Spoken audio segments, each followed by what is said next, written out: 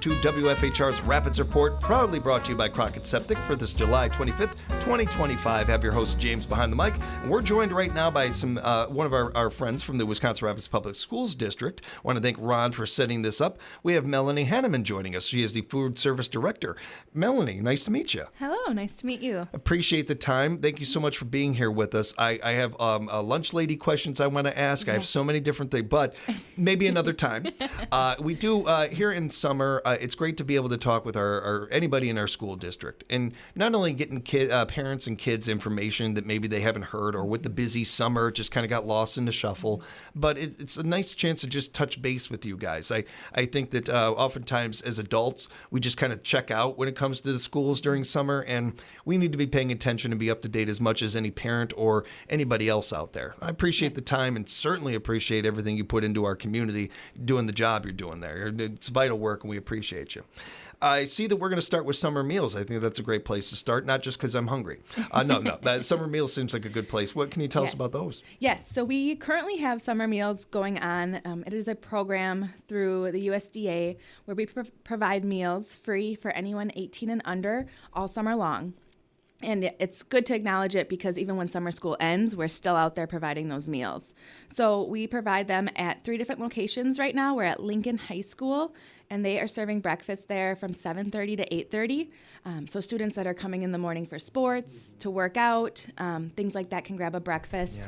You could also swing through. They are outside right in the front in the circle drive. So if you and your family are out and about heading out for the day, you can swing through and grab a breakfast to go.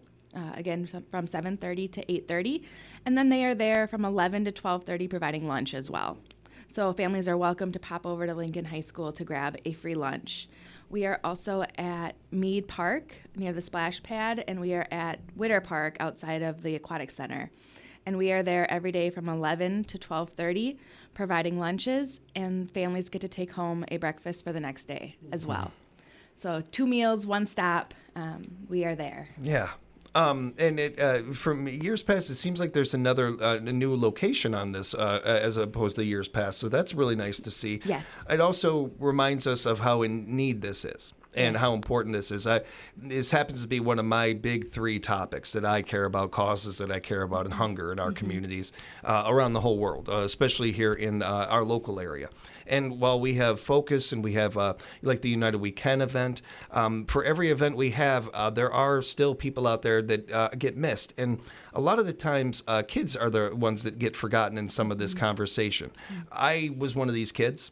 Growing up, and certainly appreciated services like this and things like this. I know how far it goes for our community, along with so many other kids that are able to, like you said, going in for sports or some of those. Yes. There are kids where, during the school year, these meals are counted on, and families know that they can count on them. Once summer happens, it's kind of an all bets are off thing, and you're not sure. So having these programs around is vital and important. Just as important as that is us getting the information out there and making sure every citizen knows about this, especially the ones that could really use the services. Yes, absolutely. And in the summer, too, we see at these parks the kids are playing hard. I mean, they're going for a day of swimming and playing at the park. So it's awesome that we're able to provide these lunches for them to grab either before or after they're playing there. When it comes to the people that are working and helping hand these meals out and everything, we appreciate everybody that's doing that and just want to shout them out and thank them. Are you guys ever in need of more volunteers or people like that can help with those services? We aren't. Actually, we have a staff that are very dedicated to this. So I guess the need is getting the word out. Yeah. So letting your grandkids know or families at church know or anywhere in the community that these meals are there.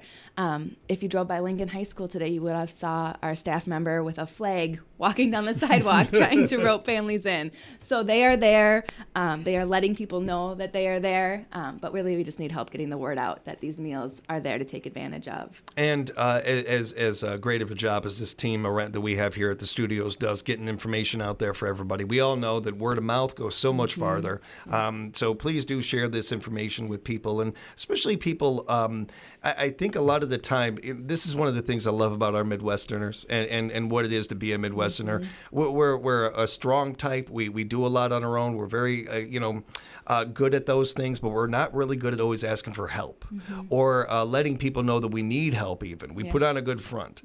So I think sharing this information, even with people that you might not think need the services, isn't a bad idea. It's just information that they could share with somebody else too.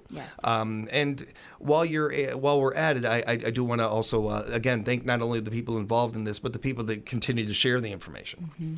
And these meals are, once these do wrap up, though, keeping an eye on those families and seeing where else you can help, or telling them about Focus or some of these other programs that we have in the community. Yes, and that leads into back to school time, completing free and reduced meal applications. We're seeing a lot of changes with our eligibility. So just reminding families when back to school comes, make sure you're filling out those applications so that we can meet all those needs. Understand summer gets really busy and some of this stuff can get lost in the shuffle, but that is a big one. And we really want everybody that needs those services signed up for that one. Absolutely. If people do, is there somewhere they can go to make sure that they're signed up, or a way to sign up? Yes, they can call our office, our food service office. The number is 715-424-6703. They can get a hold of us and they can check on that. Oh, you're good. Did you do that off the top of your head? That was good. I got it in front of me and it would have taken me a minute. That was good.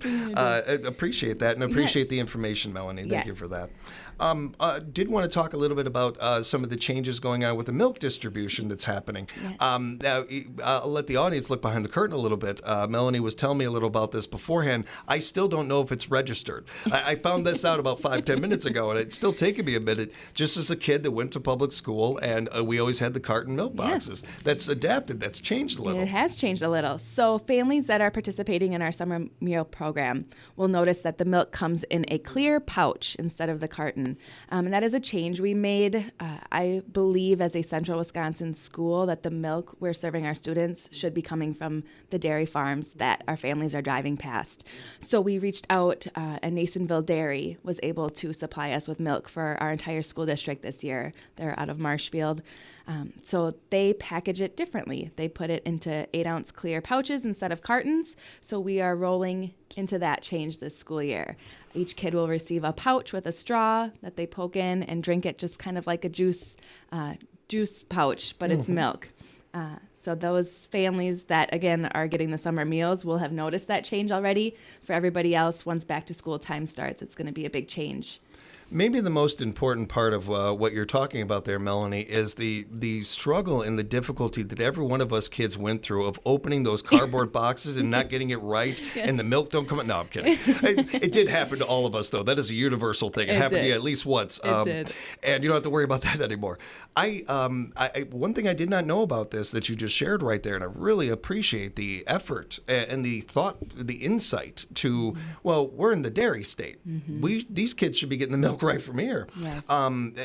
That's fantastic, really above and beyond. I find that really cool. I could talk to you for an hour about that alone and how that process happened. Maybe sometime when we got more time we can do that. I'd really like to know more about that.